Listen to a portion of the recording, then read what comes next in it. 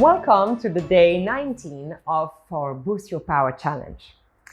Today we will talk about the connection between women and nature, between the oppression that we've lived since many centuries and the oppression that nature is going through.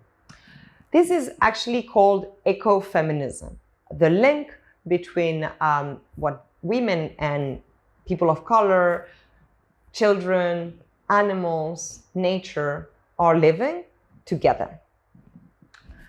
Ecofeminism thinks that this vision that we have of oppression is actually linked to the dichotomy that has been created around the 16th and 17th century with the scientific revolution. Before that, the earth was considered as extremely sacred. It was like Mother Earth that was actually protecting its children and its animals and its trees. But progressively, with the rise of judeo-christianism, of capitalism, of the mining industry, little by little we started to talk about nature and to think about it as something passive and inanimate.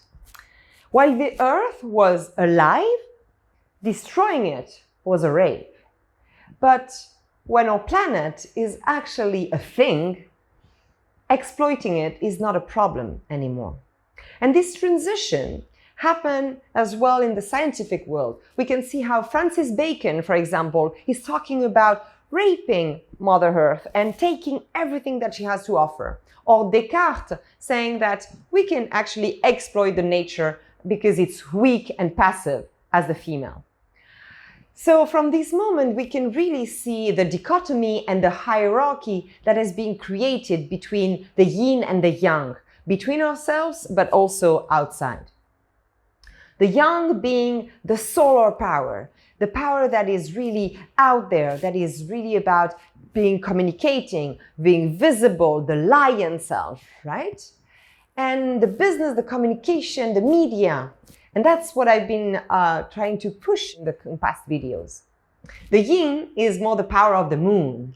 It's what is hidden, what is invisible. It's the intuition, it's the creativity. It's the world of the artists, the spiritual world. It's where the witches come from. And this part is about healing. This part is about acting.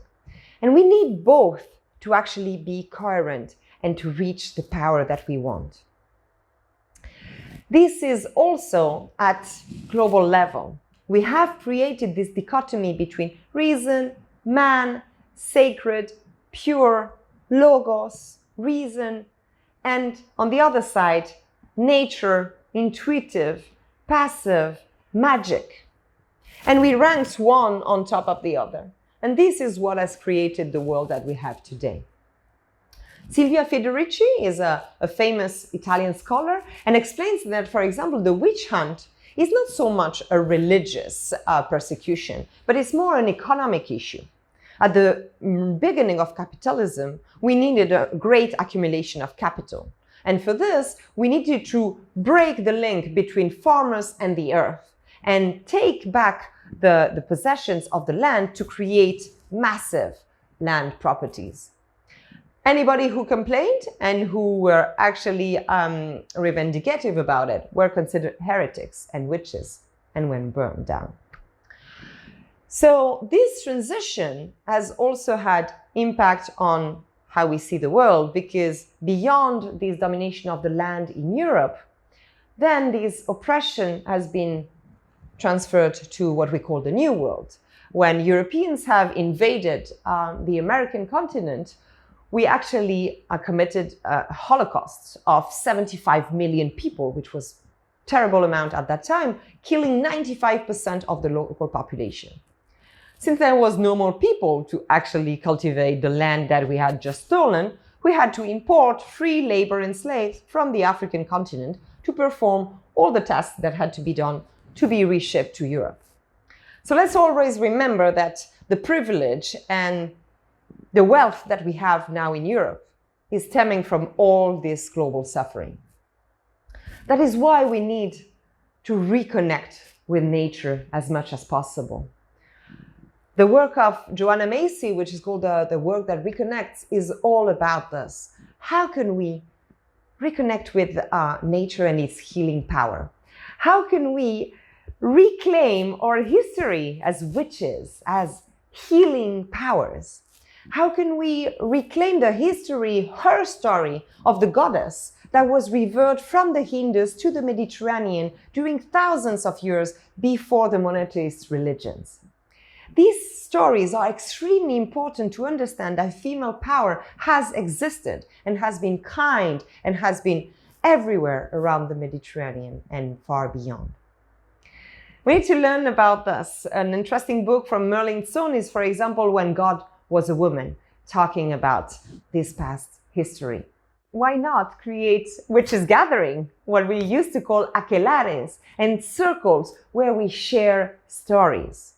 Silence is isolating us. Silence is the tool for oppression. When we gather in circles and we actually share our experiences and realize that we are not isolated, that it's not just me or her, but we're all in the same situation, this is actually the base for revolution.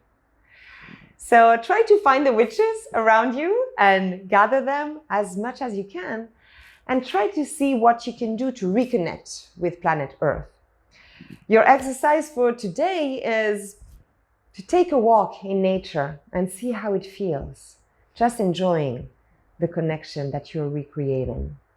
And then take a few minutes to write on a paper what you want to do to contribute to a better Earth and to protecting this planet, because as we say, there is no planet B.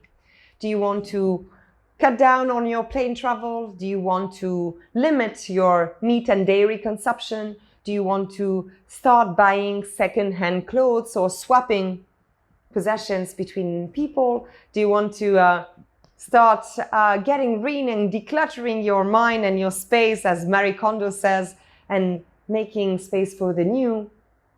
Do you want to work on your zero waste habits and trying to buy differently in slow food or local places? What are the habits that you want to develop to actually protect Mother Earth? Let us know in the comments for this video, and feel free to share with your sisters in the WhatsApp or Telegram group. Good luck. See you tomorrow.